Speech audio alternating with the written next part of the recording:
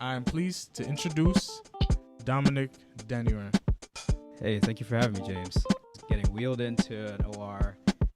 My appendix had ruptured. I had appendicitis. They had to do emergent surgery. My mom told me I was turning a different color, like I was like septic pretty much. The only person I remember, that was like my earliest memory, was like an anesthesiologist. Like, how would you describe your experience in medical school? So, yeah, a lot of people are going to hate me, but I loved it. I loved every part of it. How were you able to deal with preparation for step one? Because that's really like the big, that's Still procrastinated on step, believe it or Wow. not. Yeah. They tell you on the score, there's like, you have this percent chance of passing USMLE step one. Wow. I was single digits. And I was like, you have to do something crazy. I came out, I was like, I know I passed. Wow. For you, what do you think, if you see any, is the significance of being a black man in medicine, pursuing medicine, and getting in that white coat?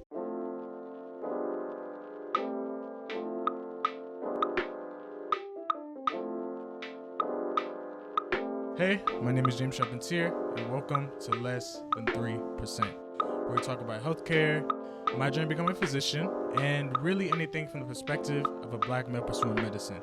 And in this episode, I am very excited as we're going to get into a really good interview, and I definitely think everyone listening is going to enjoy this and get a lot from it. And I'm just going to go ahead and introduce the guest that I have on today. The person I'm about to introduce is a medical student. He's, to start off, Guyanese born.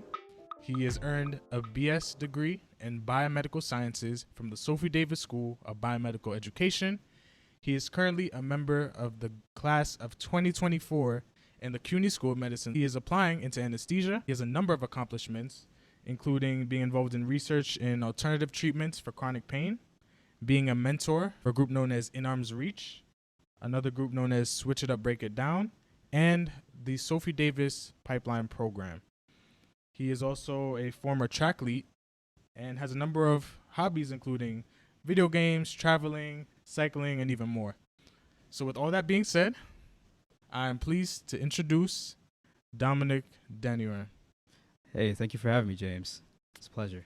Of course. And I'm definitely excited. I'm glad you're here to be on the podcast. So Yeah, man, it's an exciting time. Thank you for having me. I know I just gave a really big, I know I just gave a bit of an introduction there, but if you wouldn't mind, could you give everyone who's going to be listening to this just an intro to who you are?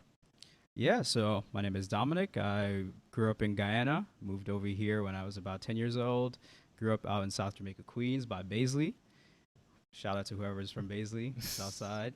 Went to school on Far Rockaway and then moved over here to Harlem to pursue medicine. As you already know, Less Than 3% is all about medicine and being a black man pursuing the medical field and being able to talk about different issues related to it. So transitioning now, what got you into the world of medicine in the first place? What got you here? All right, so this all started when I was about 2 years old. I was getting wheeled into an OR. My appendix had ruptured. I had appendicitis. They had to do emergent surgery. My mom told me I was turning a different color, like I was like septic pretty much. Wow. And the only person I remember, that was like my earliest memory, was like an anesthesiologist at the time. He was comforting me when I was 2. Just like my parents weren't there. Just imagine like I was freaking out. There's a lot of strangers around me, bright lights in my face, cold, bed, I'm about to get surgery. He's the only one that comforted me.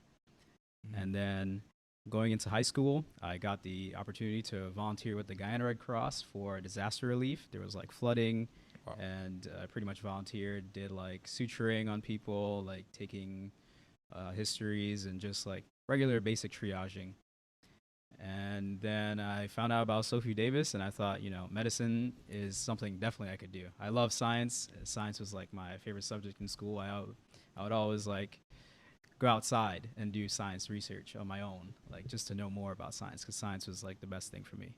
Yeah, so I mentioned in the introduction that you're part of the class of 2024, which means you're in your 4th year of medical school. Yeah. You mentioned recently you applied to residency, so I definitely want to clap it up for that. Congratulations for sure. Huge step, yeah. Yeah, so there's definitely a lot of stuff I got to ask you because I am not there yet. But I'm always here, man. I'm always here for you. Yeah, no, but just to start off, I definitely loved hearing just all the different things that played into that background of getting you to medicine.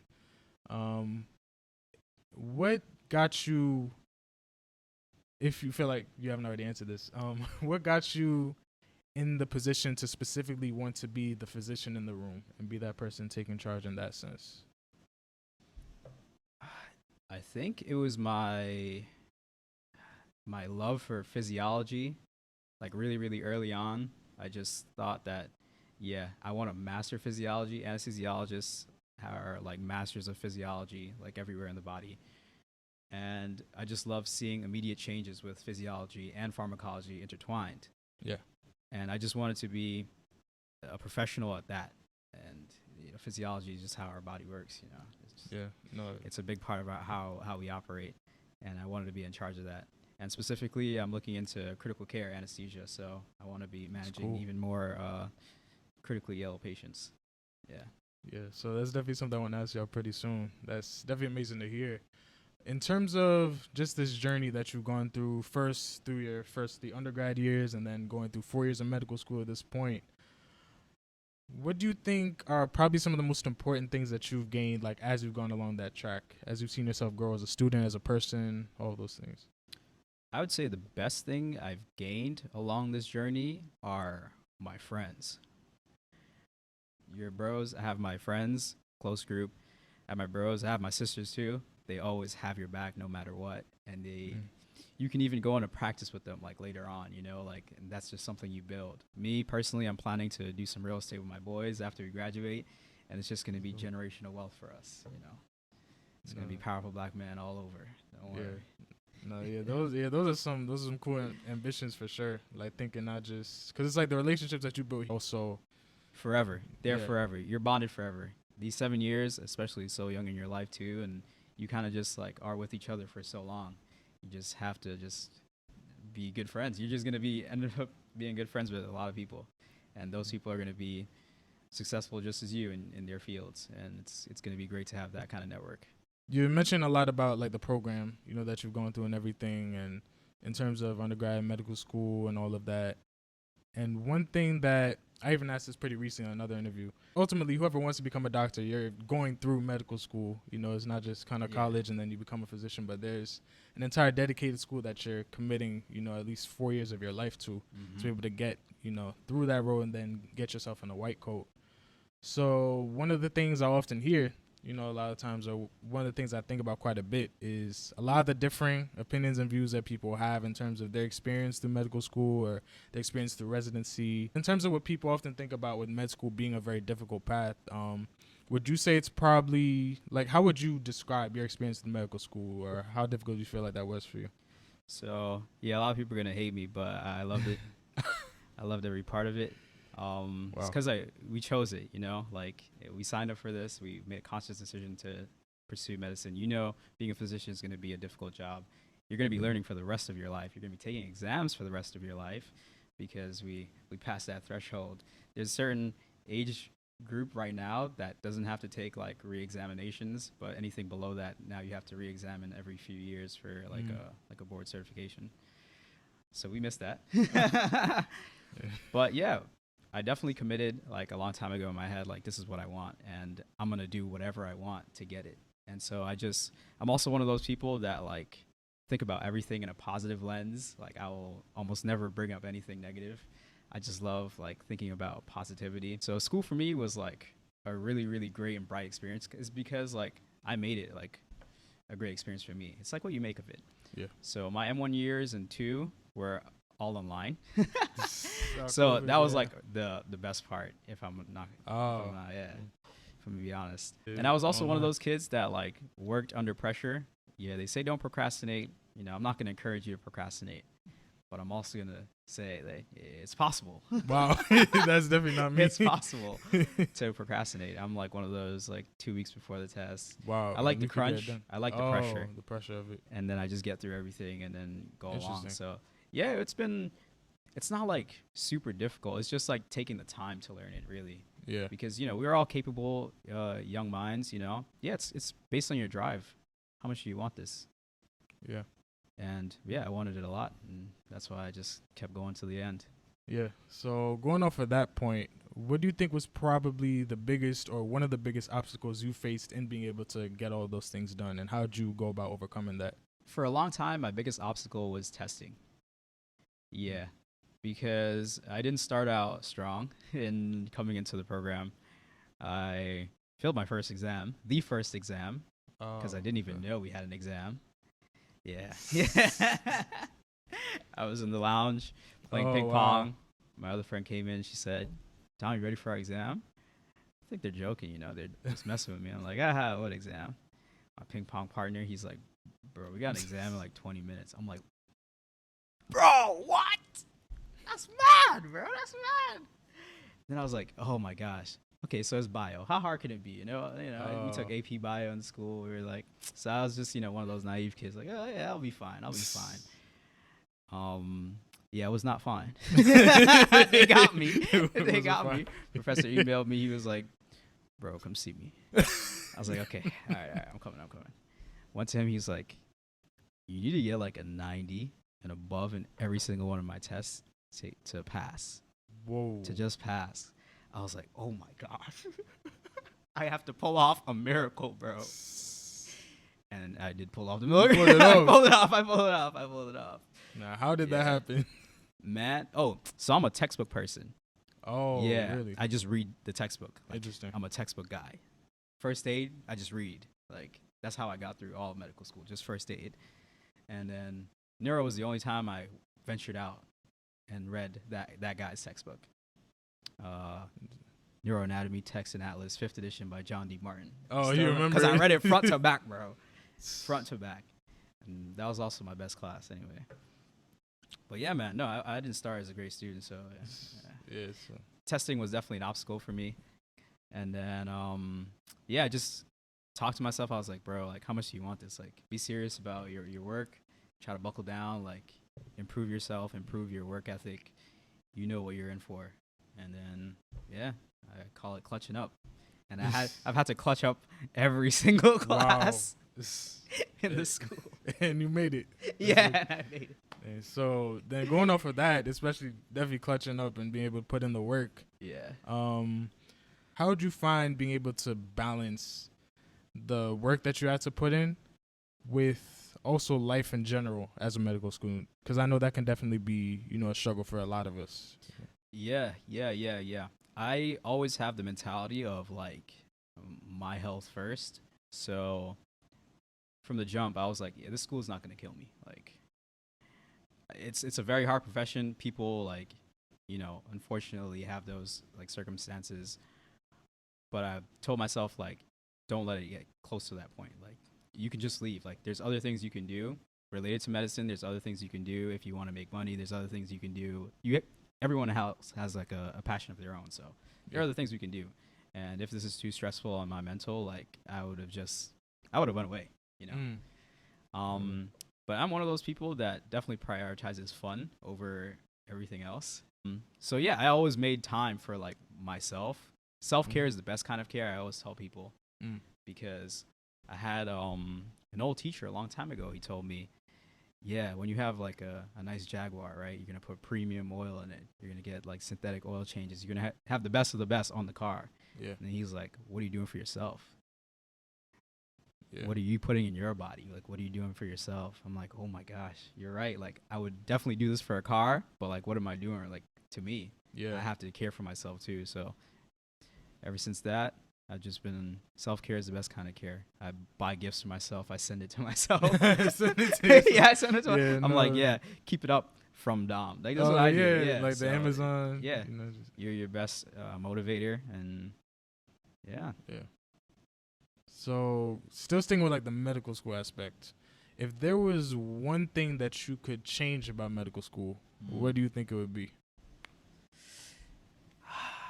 Don't make lectures mandatory would be my thing, because like during COVID we all passed like doing stuff on our own. Almost like there was probably like 4 kids in lectures sometimes. Wow. Yeah. Interesting. Max, So there weren't a lot of kids showing up to lecture, and a lot of those kids still did well and passed and did their own work. because at a certain point, like you're gonna realize that I don't know what they're saying. I'm just gonna do me, and I'm just gonna study on my own. I'm gonna teach it to myself. And most people, when in medical school, they pay $40K to teach themselves. So it happens. But yeah, professors are a great resource, but I don't think they should be mandatory. I feel like you can definitely learn the material on your own without any other help. Like their podcasts are great enough to look over. Because I used to do that. If I missed something and there were topics that I was unsure of, I would just go to the podcast 2-3 times speed and just go through it.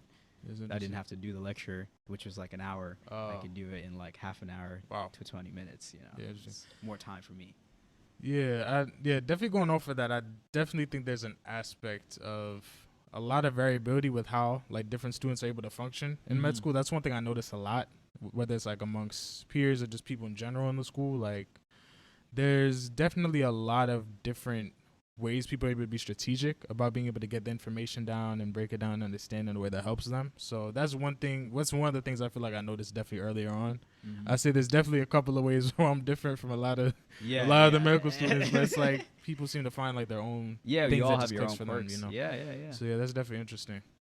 So I know you spoke quite a bit about the undergrad aspects.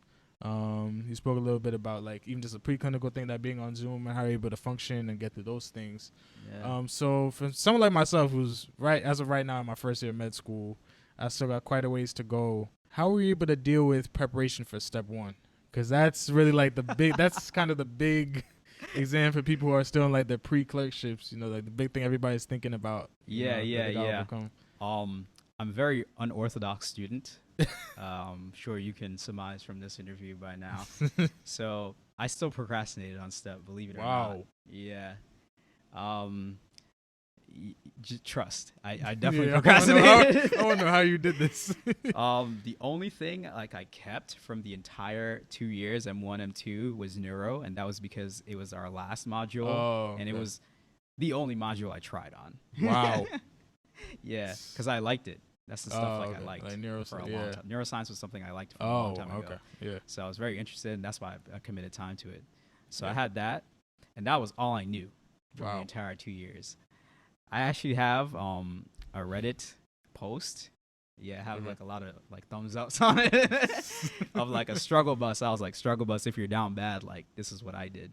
Wow. And I put out like my entire schedule of how I committed in like pretty much like 4 weeks. Wow. I went from, and don't get discouraged because these are people's grades. People just don't say it. But I had like a less than 10% chance. They tell you on the score, there's like, you have this percent chance of passing USMLE step 1. Wow. From like the mock exams. Yeah. Yeah, they were like, I was single digits. And I was like, I have to do something crazy, bro, to get this exam in the pocket, right? Yeah. And I did, bro. I was doing like minimum at one point, like minimum 12 a day, and then it bumped up to like minimum 16 a day towards the end. Wait for 16 for step. Oh, like hours a day? Yeah. So I didn't study along like throughout medical school, which is what I encourage other students to do. Don't do what I did. I could not do unless that. you like pressure, and then you do me. But but yeah, like we had repro, hemonc. Like once I take those tests, like the information is gone, bro. Like wow. I'm like, if you ask me, like I'm like, I used to know that, No. But yeah, for after neuro, I took a break too. I shouldn't have done that. Oh wow. And then I started dedicating, and I was like, I really need to buckle down. So I have like a whole Reddit. You guys can hit me up. Always DM me. I'm free to answer any questions you guys have. But yeah, my Reddit's up there. Very strict schedule of studying. Wow. In the last week, I learned like 3 modules back to back in like a day. I had like a stand-up desk that like goes up and down. So I'd sit whenever I'm tired, stand up. And what I did is pretty much first aid. So I used to memorize first aid. That's how I passed all my exams. You literally memorized the entire... I memorized first aid. Neuro first aid, like the entire thing I memorized. From the dome, bro. Wow. And the MBME questions came up word for word, like how it's said in first aid. And I was like, this test is light, bro. This is light, bro. Come on.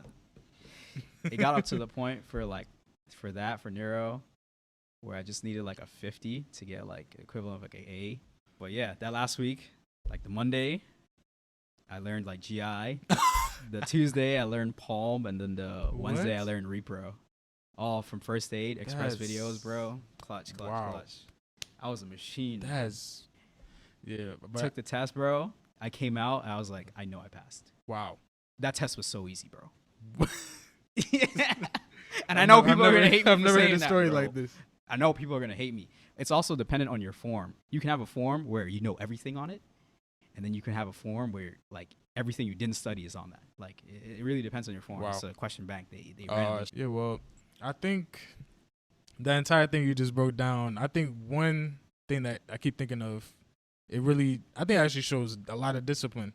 Because even if, you kind of fell behind with like a lot of the modules when it came up to step one, the fact that you were able to buckle down, like when it was like really in the crunch time and you actually managed to get that done, the 12 hours, 16 hours, the entire just 4-week block of just grinding through those modules, I think at the very least definitely shows a lot of like discipline that's there, to be able to get those things done. And so again, as you mentioned, like the kind of different people's like learning styles and things like that, you know, to see something like that is actually yeah, I don't even have words for that. Like I said, an Unorthodox student, man. Like even like the M1 to M2, 2 weeks, 1 week before an exam, before the module exam is when I'm starting to study. Wow. Yeah, I remember my days. Cardio, 2 weeks. Palm, 2 weeks. I think the only one I took a week for was like endocrine. Yeah. Wow. A week for endocrine. Yeah, that's different. That's different. The most I spent, I think, was like neuro. Yeah. Oh, okay. Yeah, it's because I loved it though. Yeah.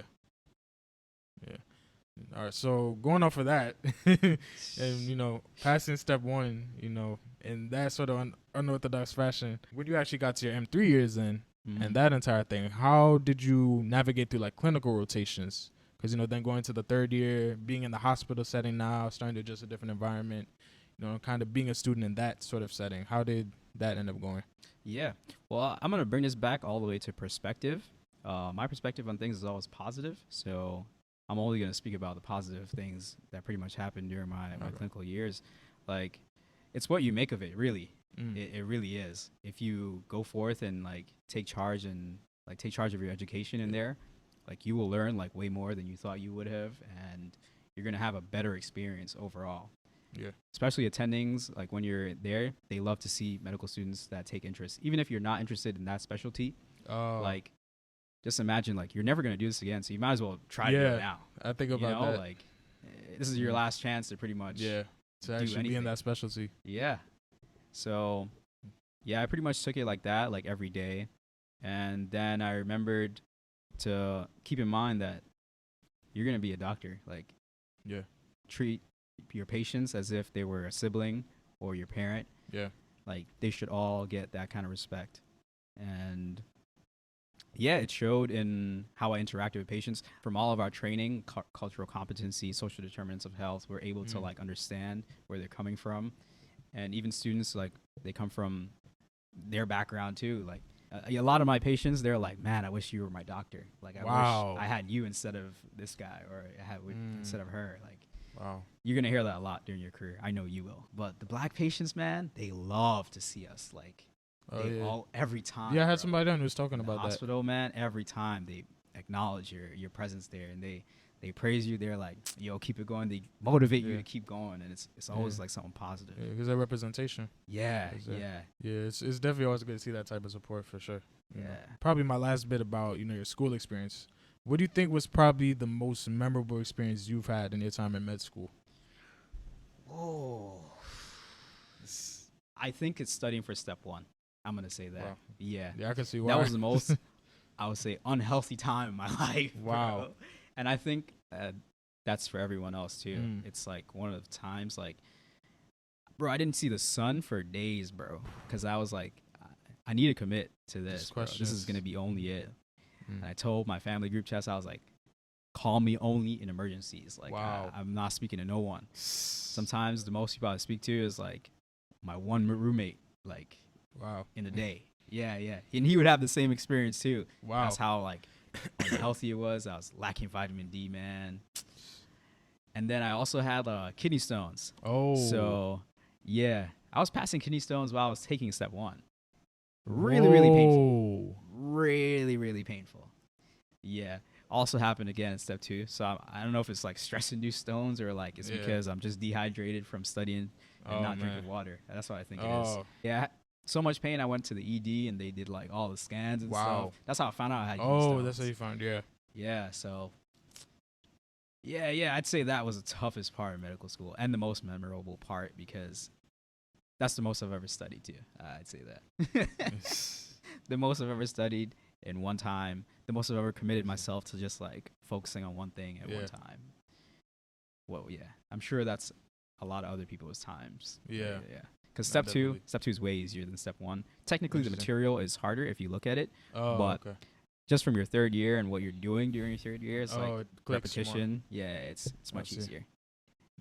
Yeah. And the gap of knowledge from like M1 to M2, the end of your years, it's crazy. From M2 to M3, it's even crazier. Wow. M3 to M4, I'm like, bro, you feel way more confident when you're here. Way more. You can be put in any situation and then you can like adapt at this point. Yeah. No, definitely. That makes sense for sure. So one of the things you might already know about like less than 3% is definitely very focused on just being able to capture the experience, I would say, like of people like myself as a black man pursuing medicine in a place where there's not really a lot there's not a lot of us there.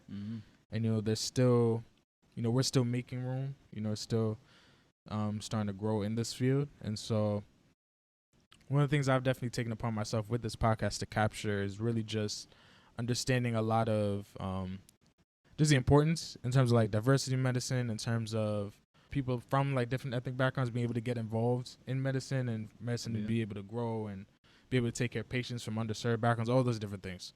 But with all of that really being said, for you, what do you think, if you see any, is the significance of being a black man in medicine, pursuing medicine, and getting in that white coat? I have a different impact on my younger patient population. The interaction is like something way different. And it goes far for them. They remember you. My family medicine rotation, almost every single one of the youth like wanted me as their physician. They would ask like, please, can you be my doctor? I'm like, I'm not a doctor yet. And also I'm only here for this amount of time, so I'm sorry. And they're usually like really upset afterwards, after the fact. And yeah, I think representation matters. It definitely does matter. Like people would just call me in just because they don't understand like what's going on with their situation. They want me to explain it. And oftentimes I go back and explain things to my own patients because I can see, I can tell body language. I know it took me like 2-3 years to figure out what this language is saying. You expect patients who had zero experience in medical school to understand those words? No. So I'm going to go back. I always go back and explain it in like an analogy, something really, really easy to understand because even if you understand like 80%, you're still missing 20%. So it's always good to be a thorough physician. So I take that into account. Yeah, no, definitely. And I definitely think hearing that experience, definitely speaks, definitely makes me think quite a bit. I think that's probably something I've never even really thought about. That thing is definitely interesting. So going a little bit off of this, actually, what impact do you see yourself having within medicine? When you ultimately do become that physician, not even just a resident, but maybe even like when you're an attending physician. Yeah, no, I'm planning to leave a legacy in medicine for sure. So my ultimate goal right now is to open a hospital back home in Guyana. Oh, that's cool. Hopefully I'll have it with my name. That's how I'm going to leave my legacy. Wow. Recently I spoke with some political leaders from my country. That's dope. And I'm trying to organize pretty much to build like a hospital, and I want it to be like government funded or funded by donations. I don't Yeah. want the population to be paying for anything at all. Mm. I want it to be as low cost as possible. Yeah. I don't want it to mirror the U.S. Healthcare system at all. Mm. Because here you get a bill for an ambulance, like it's Yeah. crazy, man. Yeah. I want down there, that hospital in particular, I want like surgeries to be like $100, like max. Mm. Like it's just all funded kind of thing. Wow. And I plan to do anesthesia, critical care anesthesia. Then I'll Yeah. probably get into hospital admin and then go and speak with them and pretty much run the hospital down there. Yeah. Yeah. So in terms of, you've definitely mentioned a lot about just some of the exposure you've had in terms of like the clinical setting, but what ultimately drew you specifically to the field of anesthesia within medicine? Yeah. It just kept repeating in my life. Like that was my first memory of an Yeah. anesthesiologist. The second time I was introduced to anesthesia was during my volunteer time. We were seeing surgeries from the disaster relief. And then 3, in my first year, one of the BMI alums came back. Brolic dude. I was like, yo, this guy's fit, man. Came up, he talked to me and my roommates. He literally talked to me and my roommates. And then he basically got me into the anesthesia field from there. He looked so happy. I was like, I need to get like you. You look really happy. And he told me about like his work-life balance and how it's like a great field and I should look into it. And I looked into it ever since. And yeah, when I got here, physiology, pharmacology intertwined. It's like so amazing to watch. Yeah, like a combination of all those interests. Yeah. And even in terms of like the under pressure, being able to work under pressure there, like critical care anesthesia kind of fitting. Yeah. I was actually between EM and anesthesia, which a lot of people actually are apparently. Yeah, I've been hearing that. Like relatively popular, especially for sure. So that's why I also want to do like critical care, because that's like you're taking end of life kind of care sometimes, or the illest patients. Yeah. I want to be able to manage like anybody. Yeah. Across that. So I want to be a well-trained physician and then eventually run my own hospital. Yeah. No, for sure. So it's probably going to be like my last question. So I don't know exactly who is going to be, listening, or who in particular, is listening, to the podcast. But if I were to take really any medical student that may be listening here, or even like a pre-med or somebody who thinks they might want to become a doctor or something like that, if you could give one piece of advice to an aspiring physician and ultimately aspiring medical student, what piece of advice would you give them? I would tell them, trust what you're doing. You may feel like it's inadequate sometimes, or you hear other people may be doing more than you or less than you, or you try to compare. We all run our own race at the end of the day. Trust your process. Like, you're doing things for a reason. Trust like what you're doing. That you always have that second feeling, like a sixth sense almost, that like you should be doing this, or something tells you, just it draws you to do this.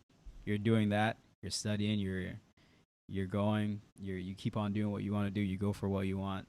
Trust the process is what I would say. It always works out in the end. Me, I always think there's a big divine plan.